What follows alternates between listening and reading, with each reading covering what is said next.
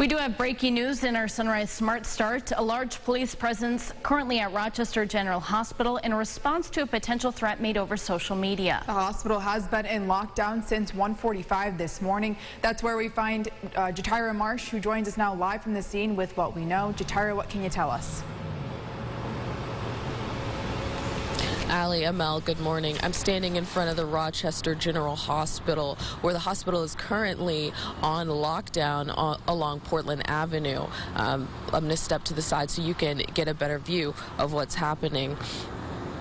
Around 1:45, officers got potential threat against the hospital over social media. They responded immediately to the scene out of abundance of caution. There are no injuries reported. Staff and the patients are safe, but they will remain on the scene for the next few hours, possibly until the early afternoon.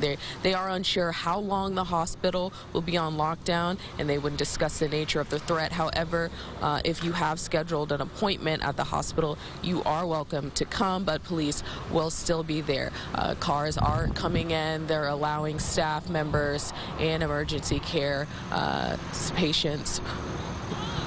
Any more information, we will keep you updated on our website, rochesterfirst.com. Reporting live in Rochester, Jatira Marsh, News 8. All right, Jatira, thank you so much. I just want to reiterate what you just said. We'll have all that information for you over at rochesterfirst.com if you missed any of it. An update on the shooting death of 16-year-old Jaquise Davis last month. Police telling us now the investigation found that Davis accidentally shot himself in August.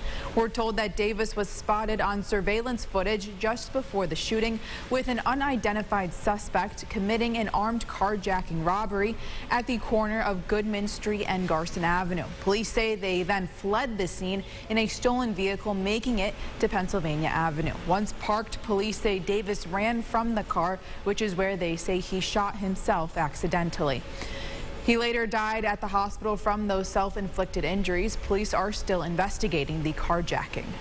Turning to the latest on COVID-19, beginning today, Monroe County will offer the new COVID booster shot. This comes with the state disaster emergency for COVID officially expiring. The dominant strains this summer have been the BA4 and BA5 Omicron subvariants, which is why the bivalent booster was developed. It is a combo of the original mRNA vaccine with the other half being protection specifically targeting those variants. The first clinic today takes place from 2 to 3:45 this afternoon at the Edgerton Rec Center in Rochester. You do need an appointment. You can find a link to make one over at rochesterfirst.com. Pittsford Town Supervisor Bill Smith says he will be writing a letter to the Department of Transportation on behalf of the town.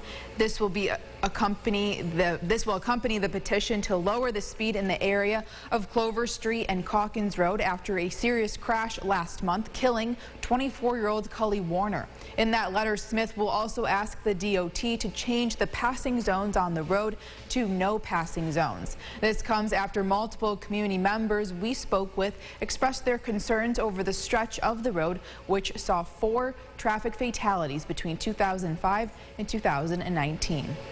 People in the Rochester area are saying there is a musty or metallic taste and odor to their tap water recently. Tap water in our viewing area mainly comes from Lake Ontario and Hemlock Lake, but the Monroe County Water Authority says this smell and taste issue is coming from Lake Ontario. They tell us complaints calls increased in August and September. They do say the water is safe to drink, even if it may be unpleasant to some. The Water Authority says if you are experiencing a bad taste or odor, refrigerating the water may help, or run your tap until it's cold. Well, a beautiful setting in Strongsville, Ohio, outside of Cleveland, is one of a growing number of private dog parks around the country.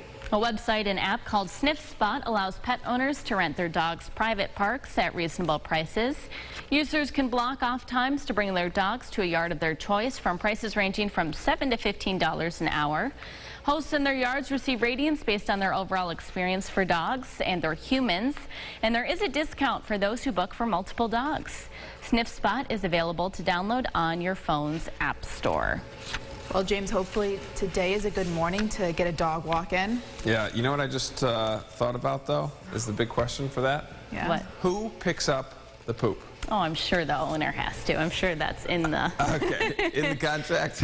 Yeah. Okay. Rating goes down to 1 star then, James, if they don't. Yeah, right, exactly. Yeah, we got to take care of that. Got to clean up after our dogs. If you're going on a bike ride this morning, we're starting off in the 50s. Now, also, what I've been thinking about is all morning we've been saying how cool of a start this is. This is actually seasonal for mid-September, so we'll call it a seasonal start on this morning. Temperatures this afternoon will climb.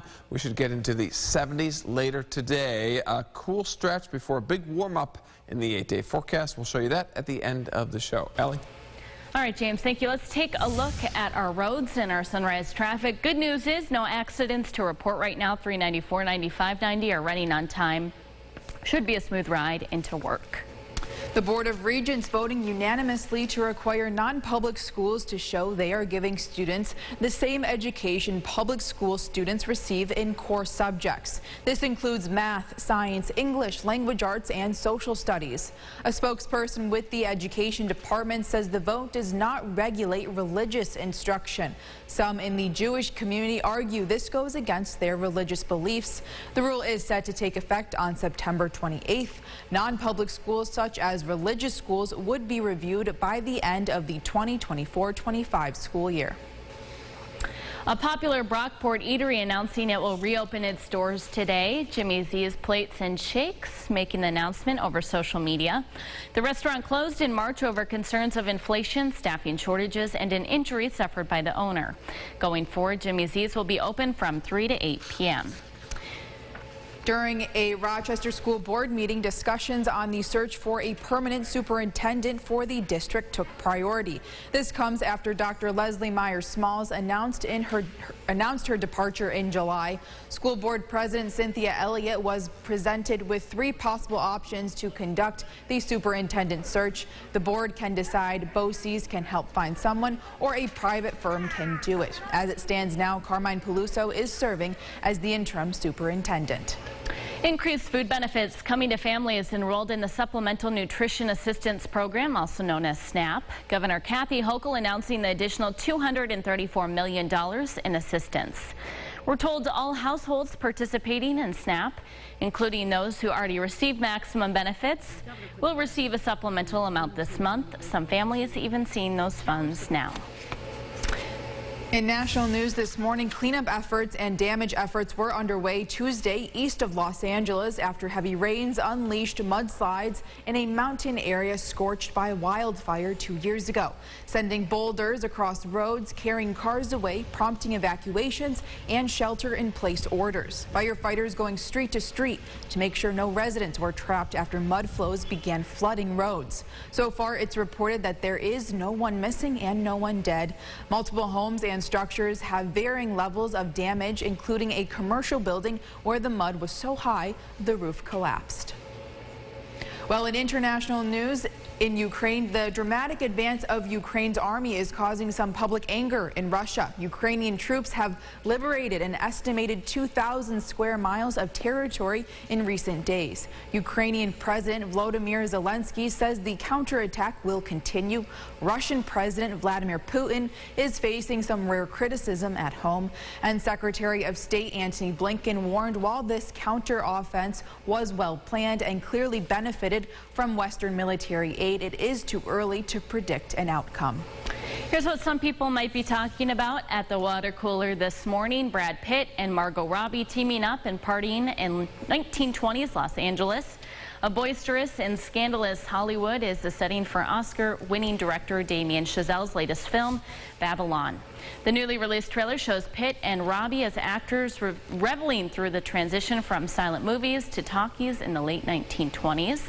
The cast also stars Jean Smart and Tobey Maguire. Babylon is set to be released in theaters on Christmas Day. Great cast there, too. I love that they called movies when they started talking talkies. Talkies, I know. It's kind of funny there. Well, I think we're going to try to enjoy the outside. We've had a couple of movie-type days this past week with the rain showers. Today, getting into the mid-70s, a little breezy out there once the wind shifts out of the northwest. That's going to really help cool temperatures down. Bit of a cold stretch over the next few days. Lows in the upper 40s for some spots next few mornings. But then you see big warm up. We've got low 80s by the weekend. All right, James, thank you so much, and thank you for watching News 8 at Sunrise. Our next update is coming up in 30 minutes. CBS Mornings is next.